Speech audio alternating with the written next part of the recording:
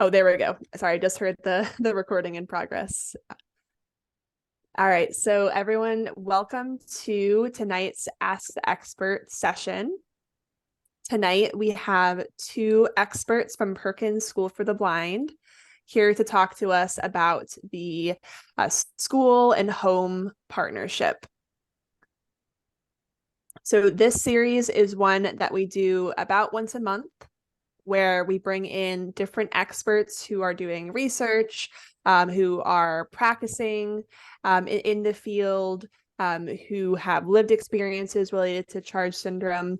And we bring them in to talk to us a little bit about what they know, share their knowledge with us, and have a chance to answer questions live. So this is a really cool opportunity to bring our community together. So tonight, Sara and Rilla are going to start off by talking for about 20 minutes about their area of knowledge. And during that time, I encourage you all to use the question and answer function. So you can put in questions, and then after they're done with their spoken presentation, I will ask them questions and they'll answer them. And if there's any questions that we don't get to, we can either do this again or see about getting you connected with the presenters after the fact. All right, so I will turn it over to Sara and Rilla to introduce yourselves. All right, great. Sara, are you able to share your screen? Yep. Perfect.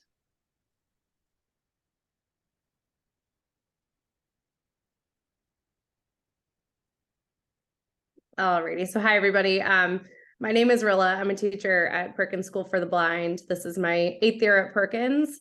And my involvement with Charge really started the second I walked in the door at Perkins and was able to meet a ton of amazing students and staff who understood such a specific thing. And it just ever since then has been something I've been incredibly passionate about.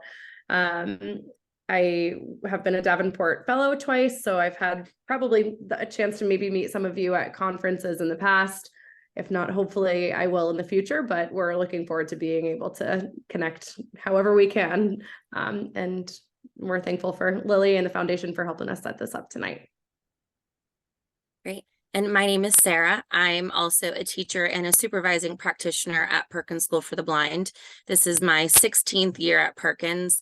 My involvement with Charge started when I was 10 years old and my cousin was born and diagnosed with Charge in his first few months. Ever since then, I've become very interested in learning more about Charge and how he was taught at school. And when he graduated from his preschool program at Perkins, I went and fell in love. And I've been there since I graduated with my master's ever since. So I'm very excited to be able to share this presentation with you. Like Rilla mentioned, we were Davenport Fellows. We've been a part of that for a few years now. And this past conference, we were able to share this presentation with everyone. So we're excited to share this presentation tonight. And there's a hard copy of our presentation on the Charge website. So after the presentation, you'll see that there's a lot of resources that you can take directly from our presentation. So make sure to check out the website for this presentation and all the other wonderful ones that the conference offers. So tonight we're really going to be talking about taking charge at home and bridging that gap between school and home. So thinking of ways that we can support parents at home in different ways that parents can provide similar supports in the home setting. So like Sara said, you can find this whole presentation and there will be plenty of time for questions towards the end as well. But what we're going to review is calendar systems, activities of daily living and self-advocacy at home, token systems, and then we've kind of put together a parent toolbox of things that parents and families can use at home to kind of recreate some of the materials and resources that are available to us at school that we've seen a lot of success with.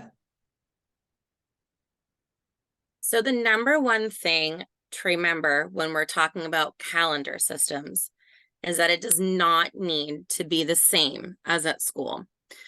Home and school are completely different. And we see a lot with our kids with charge is that they really compartmentalize those two locations. So your calendar system and your schedule system does not need to be the same. As long as your child's mode of communication and their literacy are both being used, then you can make changes that work for home. What I always say to parents is the main purpose of a calendar system and a schedule system is to ease anxiety. Our kids want to know what's happening, what's going to be next, and what to expect. So the purpose of that calendar system is to give the student and your child that information. So it doesn't have to be pretty as long as the information is being shared. So this is an example of a school schedule for a student in my class who at the time that we made the schedule system, he was using partial tactile objects to represent different parts of his day, and that was his mode of communication. So you can see that each activity is put in each kind of compartment of his schedule, and basically a really, really highly structured, robust day that targets objectives across many different areas. So whether that's related services like PT, OT, speech, or whether that's classroom-based activities like math or, literacy, whatever his day covers, you can see that it's highly structured and pretty clear, as to how he may progress through a schedule like this, moving left to right, top to bottom, each symbol representing something different as he navigates through his day. And I think when we think about calendar concepts, and for a lot of people with charge, and even for adults and typically developing folks as well, time is such an abstract concept, and how we move through time can be really a complicated thing to grasp. And so kind of giving an understanding of here's where we are now, here's what's happening next, and here's what your whole day will look like, and really just providing as much information and language as we can about something that can be, traditionally pretty abstract and complex. So this is what he learned to use really well and learned how to rely on, and really learned pretty quickly to be a way that he can understand how he moves through his school day. And we found that really was a game changer for him once he was able to really access a schedule system like this. So same kiddo, a lot of kids with charge, as a lot of you may know, tend to want to rush through activities, get to what's happening next, know what the next thing is, how can we get there, how can we figure out how to make it all happen. And so this student was getting off the bus at home and instantly wanting to dive into his evening routine, because school was school, home was home was relaxed, and where all of these home-based activities happened. But for him, he was having a really difficult time slowing down and moving through those activities in a way that worked for his family and in a way that also made sense. A lot of us don't tend to go to bed at 4 p.m., even if we are entering home. I mean, I'm sure we all have our moments, but to allow him an opportunity to really just kind of work on skills in a kind of a slowed down and functional way that really worked for him, where he was able to still kind of have that structure and routine and organization, but in a very, very informal, way more relaxed way that really did work for his family. So basically, this was something I made for his family using some duct tape and some printed out pictures and a slant board. So kind of just low, kind of a low budget situation that really ended up working well for his family. Like Sara said before, nothing needs to be fancy for it to work. And we found that this really, really helped him understand how he was going to navigate his afternoons at home in a way that really, again, worked for him and his family. Because we know that school is different, and we know that there are, resources that we have at school that when parents are cooking dinner and putting kids to bed and doing all of these things at once are not always the case. So whether a schedule has physical therapy or math or anything like that on it, like it would at school, those activities can be, replaced on a schedule like this, where you'll see a toy bin and playing and taking a bath. So this was a really, really nice way to kind of recreate what we had and what he already knew, in a way that worked for the home setting. So this is another example of a schedule system. For this student at school, they were presented with one activity on the schedule at a time. And you can see on one of the pictures, it says Amir's schedule and then time for math. So he is moving through his schedule one at a time. And then you can see in the next picture, it has number 1 is schedule, and the rest of the pages continue on throughout his day. So he comes in the morning and he puts the schedule together with his staff and he carries it with him so he knows what to anticipate throughout the day. So for home, we decided that it might be easier for the family to not have to carry around a binder, and that he would be okay with 3 things at once. So looking at this schedule, you'll see that there's number 1, schedule, 2, breakfast, 3, brush teeth. So it's the same format as the previous schedule where it's numbered, and then it has the same Mayor Johnson picture symbols that we're using at school, but the format just changes a little bit. So at school, he will take off his symbol and place it in a finished bucket. And here, since it's in one of these page protectors, which is pictured next to it, he can use a whiteboard marker and they can cross it off to indicate that this item is finished. And what's nice about this is that it can be used over and over again using this page protector, because as pictured, it has the eraser. And with the whiteboard marker, you can cross things off. You can switch the numbers around if something changes. This allows for change throughout the day and that added piece of flexibility. Another schedule system that we've talked about before that's not pictured is simply writing down on a piece of paper 1 through whatever and writing it in as you go. I like to share the story of a student that I brought down to a low vision clinic. And he had just had a horrible experience going to the audiologist. And he was really nervous sitting in low vision, asking me what they were going to do. And because I have no idea what everything is called in low vision, I just simply asked the person, how many things are we doing today?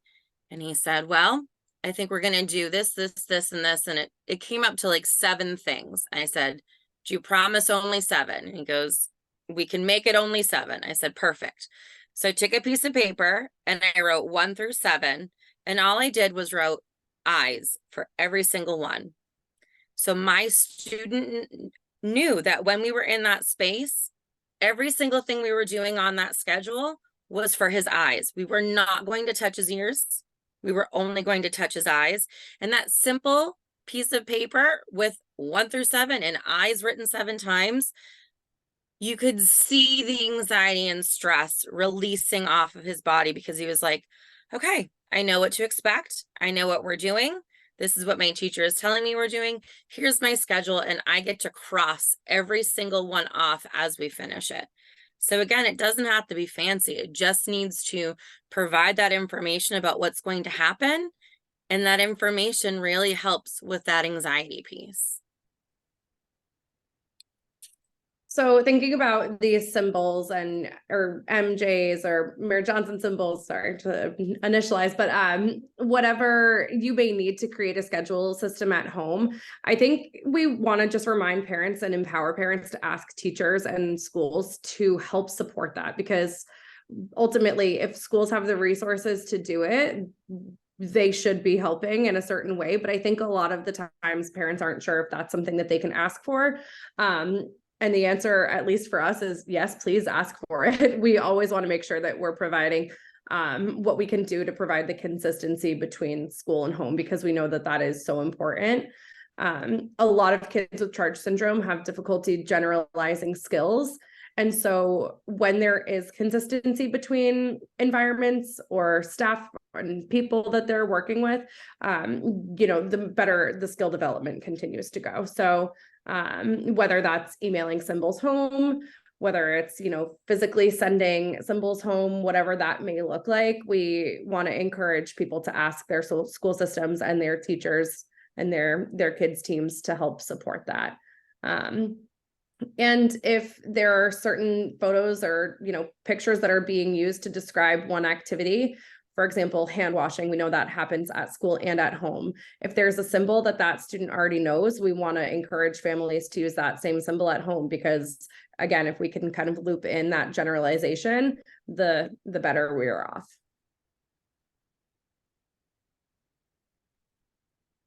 So in terms of activities of daily living and self-advocacy at home, like I was saying before, we know the consistency is so important.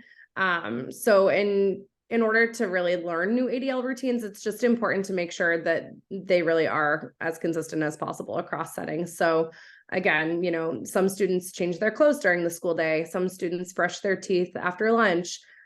Hopefully we're all washing our hands across all settings. But just really whatever kind of consistency we can have all over the place is really just so key. And if there are ways that we can make sure that we're really working as a team between school and home, and looping in whatever other clinicians need to be involved as well to really provide that consistency, it really is just so important. And asking for a task analysis to have that consistency is always so important. And any teacher and clinician would love to write a task analysis about the progress that they're doing and the steps that they're taking. So always ask for that to help with that consistency piece. Yeah, and vice versa too. If you know that you have something that works really well at home for your kid to be able to participate in a routine, please share that as well. And we want to just make sure, it is absolutely a two-way street. So one thing that we have found that works really well for activities of daily living and self-advocacy at home is switches for communication. So switches can be used for your child to indicate that they're done with an independent routine, that they need help, or to communicate some key phrases that they might be using consistently at home. So we'll show later in the presentation some different types of switches, but there's a lot of different game buzzers that you can use as switchers that you can program your own sayings to them. So you can buy a set of 4 and you might have one that requests, I need help, one that says, I'm finished, one that says, I don't like that, and one that requests more of something. So you can program to what your child needs. And what's nice about that too is you can have a family member program those switches for you. So if your child is a girl and you want to have a more feminine voice to it, you can have a female that do it and vice versa. And I think that's really nice, because one thing that we're seeing more with communication devices is that the voices are being added to it. So they're more customized to your child. So it doesn't sound like if you have a 5-year-old child who's trying to communicate, it's not an adult man's voice coming out of your communication system. So you can do that same thing with these switches to make it more personalized to your child. Another thing that works really wonderfully is a simple communication board or an emotions board. So the one that's outlined in blue has more, finished, help, yes, no, and bathroom. And just having communication boards like this, either strategically placed around the house so they're easy access for your child to use, or having one that your child can carry around with you, can really help with that communication and that consistency piece at school. These are symbols that we're always, motivating our children to use at school to become more independent and to advocate for themselves. So having access to these at home is really helpful. And then the one pictured next to it is an emotions board. So just happy, sad, mad, and tired. And the same concept, either having these strategically placed around the house or something that your child carries with them so they can communicate and advocate for themselves when they're feeling a certain way. Another one is having symbols around the house to label. So this is a picture of the drawers in a child's bedroom that are labeled. So if they are putting away their laundry with you, maybe that's something they're going to start doing a little bit more independently. So instead of you having to point out where everything goes, they can take the clothing item that's in their hand and match it to the drawer and put it away. And this empowers them to be more independent at home. And then labeling things around the house. So if they're learning a little bit more about things in the kitchen and they're learning about where the sink is and where the oven is, label them. Give them more points of communication and more points of literacy and language by having a label. So you can see here, there's a picture and the label of sink underneath it so that the childs can match that. Yeah, and like Sarah's saying, you know, thinking about a typically developing child who may not have a dual sensory loss or any kind of sensory loss, you're getting access to where the sink is, you're knowing all of these things, all of this language is naturally coming at you. So providing kind of that extra added layer of access to that language and promoting literacy in a way of labeling things really just kind of helps bridge that gap between where a student would be able to be gaining information if they didn't have a sensory loss and making sure that they are still able to receive that. So we also wanted to talk a bit about token systems and how we can collaborate with BCBAs and advocate for what supports can be available at home, and what similar systems can be used at home in a way that's manageable. That part is so important because ultimately during a school day, there are tons of staff available. There are, you know, staff that are able to switch in. We are on the clock. There are a lot of resources that we also know at home just are not in the cards. And so really just making sure that whatever is being implemented is manageable for families. We think that is so important. And we know that what we can do at school is not always going to be the case at home. And token systems can be really beneficial in terms of completing things at home. So whether that's sitting down and participating and staying at the table with your family during dinner time, or whether that is, you know, going outside and playing in the backyard for a certain amount of time with a sibling, or whether that's doing something like completing a chore or completing a part of an ADL routine in order to get on the bus that's leaving in 10 minutes and you need to be shuffled out the door. So they can really be beneficial in a lot of ways. So this is a visual example of a toilet training token system that I made for a student in my class a few years ago. This student, very, very clever guy, was having multiple accidents a day on purpose. We know that he was toilet trained. He loved to match his friends and their outfits. And if he saw someone else had shorts on, you better believe he wanted to put a pair of shorts on. And so he learned a bulletproof system to get his clothes changed, and that was to have accidents. You actually have to really applaud the creativity and the cleverness there. But of course, that's also not a behavior that we wanted to be able to be so successful. So we tried to think about how we can create a token system that would encourage him to actually stay dry because we knew he had the control to do so. So every 30 minutes, we would set a timer. When the timer was done, if the student had stayed dry throughout that activity, he would earn a star. And if he would have a purposeful accident, then unfortunately he would earn an X. And if he earned a star, he would earn something incredibly reinforcing to him. So we know edible reinforcers are a little bit controversial, and there was a ton of work that went into deciding whether or not this was an appropriate system for him. And ultimately, we decided it was. But this is just a really kind of simple way that we can help encourage students to learn that doing the right thing is something that can be really rewarding, as opposed to just necessarily, you know, giving a consequence for the negative behavior.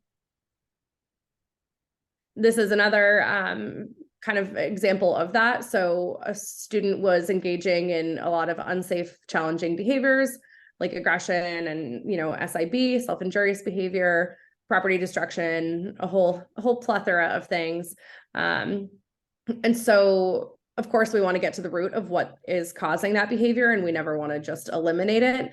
But at the same time, we want to maintain his safety and encourage him to use strategies when he is in those escalated states of feeling whatever type of way is causing him to have those challenging behaviors. So we would write the name of a class at school. And during that class, if he was able to maintain a safe body or use a strategy, he would earn his star.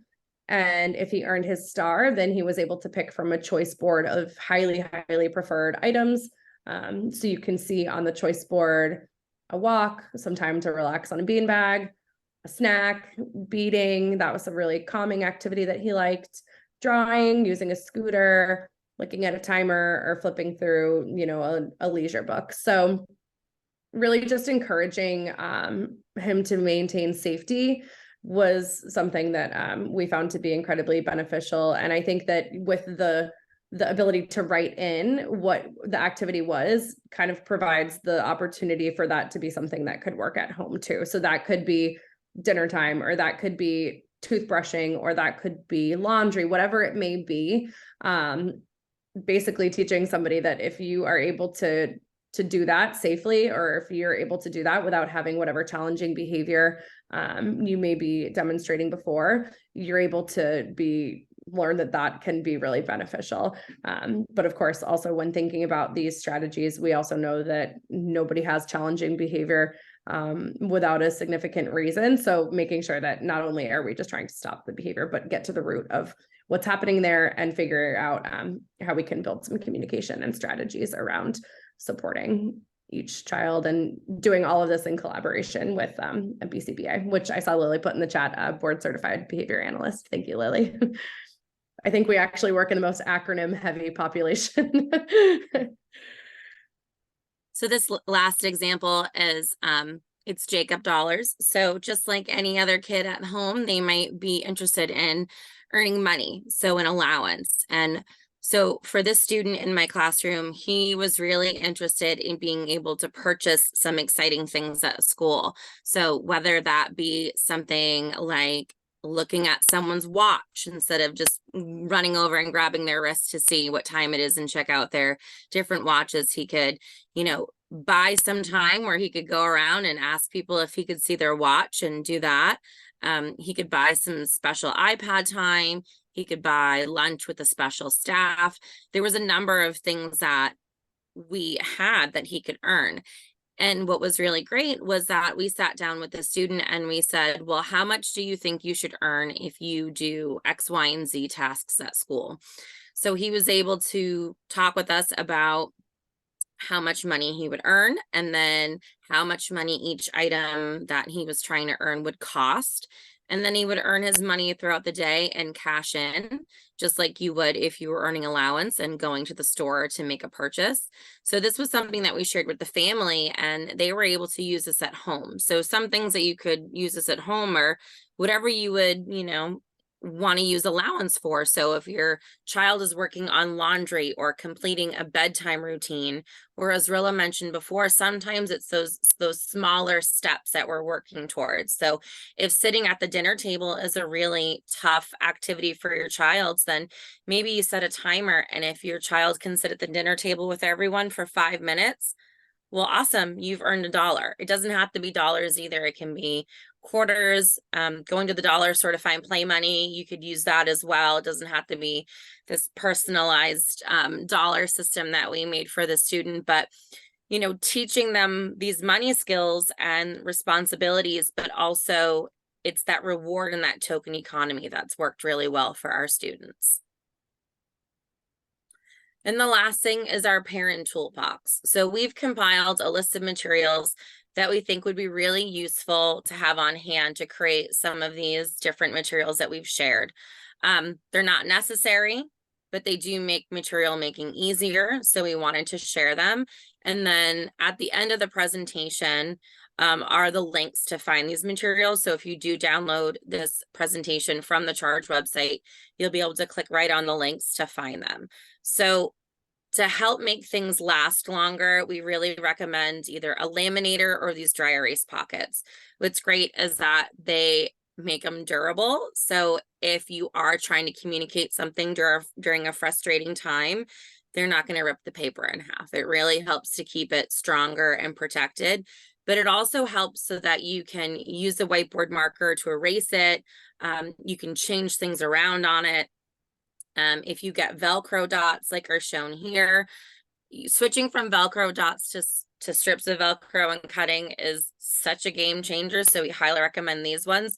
But when you're doing an activity or a schedule, you can print out the numbers 1 through 5 on a piece of paper, print out the pictures, and then have them Velcro onto the page so you can keep changing them out. You can switch them out so that way your board with 1 through 5 is reusable.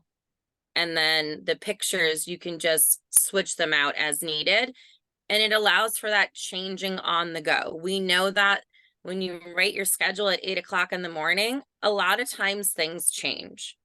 So having the Velcro dots on there allows for you to make that change on the go and explain to them that, shucks, this changed. So now we're going to go shopping instead of going to your friend's house or whatever. So you can make that exchange right there on the board, and it really is helpful. A hot glue gun for making some of those symbols like Rilla had showed earlier. These are the answer buzzers that I was talking about before. You can do a recordable message. And what's really nice is that these ones are easily accessed on Amazon and just require a light tap to activate the voice on them. And then right here is just a picture of a timer. So when we were talking about having a child sitting at the table or doing a task for a certain amount of time, this is a visual timer. So as the time ticks away, that red triangle that you're seeing gets smaller and smaller. So it's giving your child the visual representation of the time that has passed. And then other art supplies that can be found at any craft store. Black construction paper is really great for high contrast. Stickers for on-the-go tokens, different color masking tape to make lines on a schedule board, and then whiteboard markers and erasers are really great to have on hand as well. And I think something too, in regards to putting symbols around your house, we know that not everyone's going to want to hot glue something to their beautiful kitchen cabinets. We completely get that and probably wouldn't encourage you to. And, Velcro dots can be a little bit more permanent as well. But even just something like sticky tack or even just a piece of Scotch tape rolled up and put on the back, really just anything. It doesn't have to be anything completely permanent. Sometimes the most simple things can really go a long way. So we put together some just really basic communication boards that are attached to this presentation. I saw that Lily just linked the presentation in the chat. So all of these can be downloaded. And I also saw that there was a question about understanding if images are the most effective. I'm just going to quickly click on the Q&A. I know we'll get to the rest of these soon, but just while we're talking about some of these boards, kind of figuring out what's the most effective in regards to real photos versus Mayor Johnson symbols like the ones you're seeing here. I would really, really strongly encourage everybody to work with their TVIs or vision teams at their child's school to do a learning media assessment, because that assessment will give you the answer to that question, which is ultimately what is this person seeing and how are they best accessing something visually. So for some students, like the schedule we showed in the beginning, partial tactile objects were absolutely what that student needed at the time.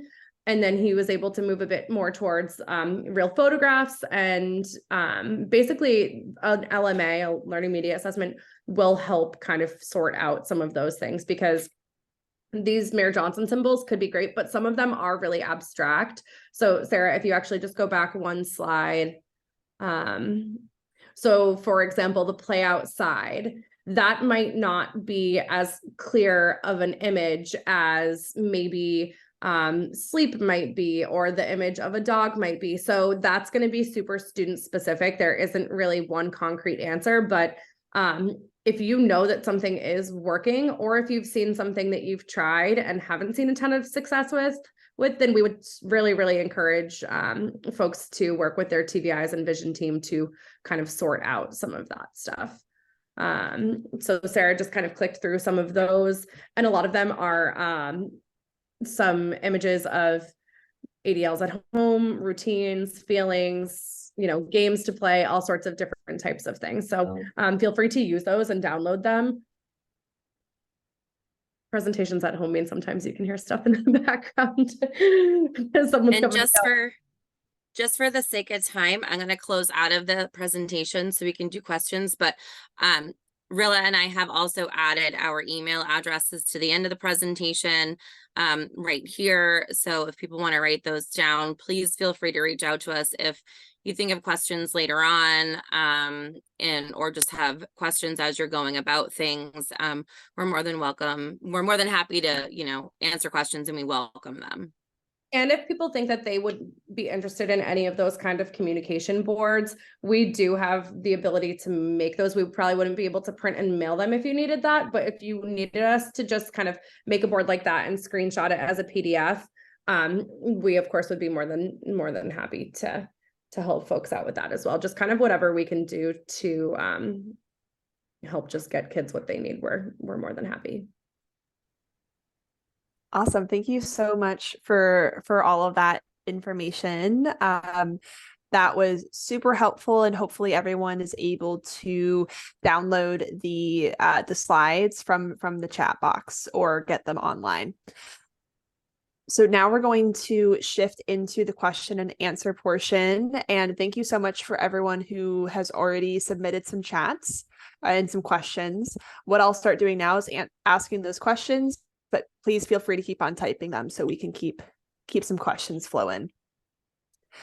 So one question in the chat is, how do you recommend a deafblind intervener support the relationship between home and school without overstepping other providers? And it might also be helpful, because I know we've got folks from different states, if you briefly explain what an intervener is.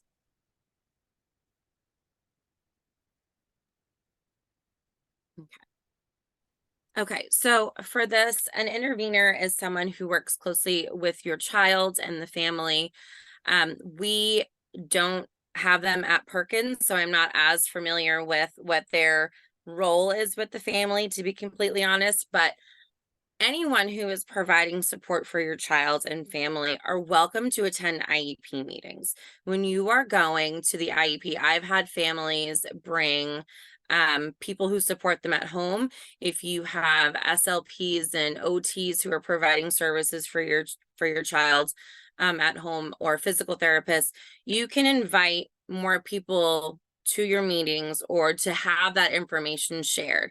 So I think what happens sometimes is that teachers might not want to have more people involved, but as a teacher, it is my responsibility to ensure that what is working best for my student is shared with the family and shared with their home team as well. So for an intervener, without, stepping on other providers' toes, they have the same access if the parents are allowing it. So if a parent is saying, yes, I give permission for you to share this information with my intervener, then the school is able to provide that information. So you're not stepping on toes. It's just one more person who's a part of the collaborative team. I don't know if Rilla, you want to add. Yeah, I was just going to say, like, something that I always say is, like, the school staff may be the experts on the topics that we're teaching and maybe the IEP process and some of those more nitty-gritty things, but ultimately the families and the people who spend all day with the kids are the experts on the kid. So I would encourage anyone to have anyone involved in the process that you think is going to be able to offer that insight. And I know what you mean, where it's like, how do we avoid stepping on toes? But if you know something that works, or if you know something that does not work at all, I think no matter what your role is, all of the kids deserve someone advocating for them. So yeah, I get what you're saying, how it can be a little bit of a blurry line, but I think sometimes just the more well-rounded network of people, the better. Yeah, and kind of along with that, I've heard families say before that their child's like one-on-one aid is not being invited into the IEP meetings. So that kind of, I think that's in a similar vein of thought as the intervener. And so it is like Sara and Rilla said, it is okay for you to specifically request that as a family member. And I also personally think it's okay if you are an intervener or if you're in that role to help tell the families that they have that right, because they might not know. Families should always be able to have the people there that they feel are supportive for their child. And interveners, I mean, I think interveners are another profession where that home and school collaboration is going to be so important, because interveners are really there to help provide environmental access to the child. So being able to know from parents and caregivers who know the child best, how do they access their environment is going to be crucial. Yeah. So, okay, so we've got a couple specific questions. Someone is asking, in regards to communication, wouldn't encouraging parents to learn American Sign Language be another good option? Yes. I think that's a great option, but I think when we think about our kids with charge, signing isn't always very easy for our students. And it might be their ability to articulate with the sign language. It might be their motor planning. I think when we're communicating with our students at Perkins, we use a total communication approach. So we are saying it, we are signing it, and we are showing it, whether that's through pictures, whether that's through partial object symbols that Rilla had showed before. So I think sign language might not always be the best avenue, but if it is, I always encourage parents to learn sign language. And again, knowing that sometimes using ASL might be a little bit difficult too for our students cognitively to understand. So at Perkins, we are not using ASL. We're using more signed exact English, where we're saying it and signing it exactly the same, because the grammatical form for ASL for some of our kids is just a little bit tricky. So whatever is easiest for them to understand and for them to communicate is what we want to provide. And I think doing total communication, and Rilla, chime in if you agree, when you're providing your child or your student with all of those modes of communication, they're going to communicate back with you with whatever form is easiest for them. Yeah, that's what I was going to say too. I was quick to say yes, and I do stand by that. I think obviously as much language as can be modeled, encouraged, the better. We also know that taking ASL classes is not always something that families know how to even begin to explore.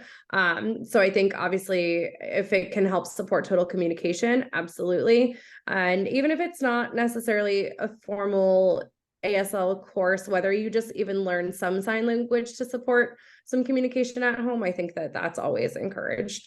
But I think Sarah's completely accurate in saying that for some students with charge, sign language is not always what is going to be used. However, if it's possible, we always encourage people to use total communication. So that's a huge part of it.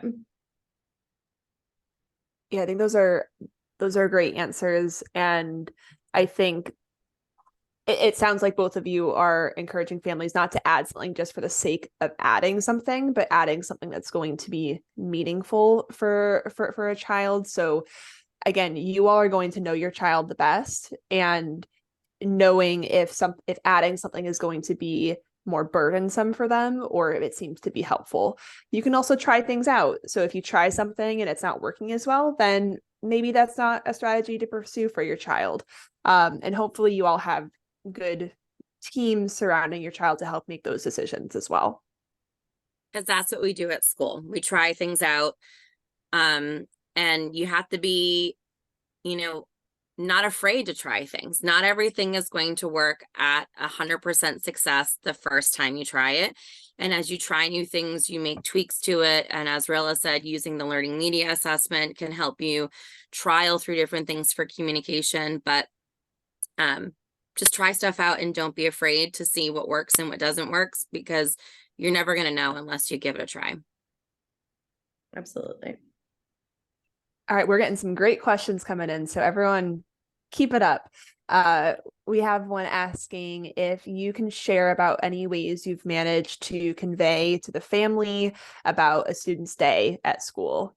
So for example, a home school book, an email, video diary. Yeah, I think it's really different for every family what works best. So I typically ask in the start of the school year, I'll reach out to the families and say, what would you prefer? Is that kind of we call it a home book at school, where we can send a binder back and forth that has a piece of paper. And on that piece of paper, we can check off what classes that student did that day, or that student can check them off themselves. You can put toileting information, food information, medical information. And then there's kind of just like a blank space on the back that you can write in, some highlights from the day, or some concerns, or, challenging moments of the day as well. But it really depends on each family. Some families find it much easier to take a look at a quick email and read through that really quickly before their kid gets off the bus and not have to wait for that communication. I find that I do a little bit of both of those things. Sometimes I'll send a home note if it's just completely business as usual. That may be what goes in the binder. But if there's something a bit more pressing or a bit more unusual from the day, then I'll send an email to kind of accompany that, just to make sure that all of the bases are being covered. And for us, we have a lot of residential students as well. So for parents that aren't seeing their kids every day, or maybe even every week, I think just as much communication as we can offer to families, I think the better. I think families really can sometimes feel disconnected in that way. And so just making sure that as teachers, we're covering our bases and making sure that that connection stays maintained between home and school, whether that's just firing off a quick picture via email of, look at this, happy kid on a playground, or whether that's sharing a toileting success, or, there's really no limit to what's successful, or like little things we can share.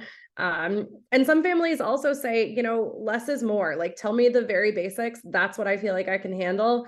And we also try to honor that too. So it really, I think, is very family specific in regards to what works best. But kind of to speak to the video example piece, I think that looking at task analysis and home routines, or maybe routines that an OT creates at school that could be used at home, a video example is always a really, really great idea, just to make sure that there is that consistency. I know sometimes when I read a task analysis, I'm wondering, okay, I see that you ask them to do this, but what exactly does that look like? Really kind of providing a video support for things like that can really make sure that that's being generalized in an appropriate and meaningful way. We also at our school have our family day, where families are able to come in and connect with the teachers and everyone on the students' teams. So during these days, it's really a nice opportunity for teachers to show the parents, this is where your student's desk is, this is what their schedule system looks like at school, this is what their work routine looks like, and providing them an opportunity to sit in on morning meeting. The class that Rilla and I shared last year was a very interesting group of kids who all had their favorite parts of morning meeting, like to tell jokes at morning meeting. They would always tell us, regardless of the weather, that it was snowing. But it was just nice for the parents to come in and see and observe and see how not only are they interacting with the staff and how are they answering questions, but how are they interacting with each other? Because we know that our students might not be able to communicate exactly what happens throughout their day, and try as we might, we can't communicate everything that they've been through. So providing parents with an opportunity to come in, whether it's at family day or a separate day to come in and observe, is really another key piece to that connection and the showing of, how they do certain things. And then they can ask questions in real time, which has always been, I think, a really nice thing that we offer our families. And something that parents shouldn't feel afraid to ask. Can I come in and see what they're doing? Or can we set up a meeting so you can bring me through this step by step and show me the way that you're using something? So I think don't be afraid to ask your school to open up the doors and provide these opportunities for either observation or meetings. Or to even zoom into something. I think that it's been, obviously we've learned so much about what Zoom can provide for us. One of those weird silver linings of the pandemic, but a parent could easily be set up on a laptop and observe a lesson in a classroom if that's something that you would be interested in. We really try to just promote as much like transparency and communication between home and school in whatever way that really is beneficial to a family. All right, these are awesome questions and really, really great answers. We've got a couple more questions we'll try to get through if we have time. Some of these are quick. Yeah. One question here is, what is the laminate material called that's not too shiny? I don't know if that's something that y'all mentioned or if is that They something else? made So with the Go ahead, Sarah. Oh, I was just going to say there's a matte version of the lamination sheets. And I know that in the past, when we haven't been able to find the matte lamination sheets, if you use a piece of sandpaper, you can take the shine off of the lamination as well. But also printing on cardstock is another option if you want to make something a little bit more durable. We know that lamination and the shine on it can be distracting, or it's not visually accessible for some of our students. So printing on cardstock or a thicker paper is also an option. And I've also seen people do sometimes even just like the more matte Scotch tape. If you just put a few strips over a picture or something like that, it reduces the shine. Because that's a really great point, is that sometimes shine can be a huge visual issue. So we've seen that, or even sometimes if you just take a tiny bit of just school glue and just put it over and let it dry on there. Of course, then sometimes it can get picked off, but it does just provide a little bit of that. It makes it a little bit more matte than the shininess. Awesome. Love that. Really good strategies for adapting that and showing that there's a lot of creative ways to adapt these strategies to really meet individual needs. All right. Where is the best place to set up a first then or schedule system at home? This question asker is working on first then with their preschooler. So I think for that, it's basically wherever you might have your central location at home. So I feel like for me in my house, my kids really congregate in the living room, and that's where they like to play. And that's where, we spend a lot of time together. So that could be a really good place to have that check-in. If you have a clear, space where it can be consistent, you could do it there. Maybe in the kitchen on the refrigerator, or you could even have it in the child's bedroom. But I think it's really, a place that you can keep consistent in what you think would be best for them. What's really nice too is a first then board can travel as well. It doesn't have to necessarily be something that's stationary. I know a lot of schedule systems that are a little bit larger, like the ones that Rilla showed before, sit on a tabletop, but we've taken a canvas from Michael's, and depending on what the student needed for their vision, we may have gotten a white one or a black canvas, and just using the different color duct tape, I drew 2 squares and then I put the pictures in. And you could easily tape that picture in, you could Velcro that picture in, you could attach it however, and then it's the first then, or you put the symbols in there first then. So I think that's really wherever you think it's best suited, that the child is going to be able to access without having it be a chore to go to that area. And I think it depends too on like what the example is. So for example, if it's first dinner, then play, or first, chores and then iPad, I would encourage you to put the first then board wherever that activity is. So that if, it's first laundry and then go outside and do something, that while they're doing that actual, whatever that first activity is, they have that visual in front of them no matter what. I think that that really helps kind of build the language, and it's that reminder right in front of you of, okay, remember, first this is happening and then here's what's next. But I think that that can be kind of flexible as long as you're using it consistently. I think sometimes the location of something like that can be adjusted a little bit. All right, well, there's 2 more questions. We'll see if we can get to them. Maybe only one. How would a button that you talked about, those switches, be more effective, or what usefulness would that add compared to an AAC device, so augmentative alternative communication device, or ASL? I think, like Sarah said earlier, not every student with charge has some of those higher linguistic skills yet. And I think in terms of what a parent may or may not also be able to see or hear at home. So for example, if there's a child in the living room and they're, you know, looking to engage with somebody, but mom or dad is in the kitchen, they might be able to hit a button and that might be able to reach a little bit further, and still provide that person access to other people that are in the house. And I think just thinking about some more early communicators or some students who are still learning those like early linguistic skills, who might not necessarily have a perfectly set up communication AAC system yet, or sometimes even just the visual, you know, ability to see sign language, or the person directly next to them to receive tactile sign language. I think it just provides kind of a little bit of an easier way where that kind of instant communication can happen while those other skills are still being developed.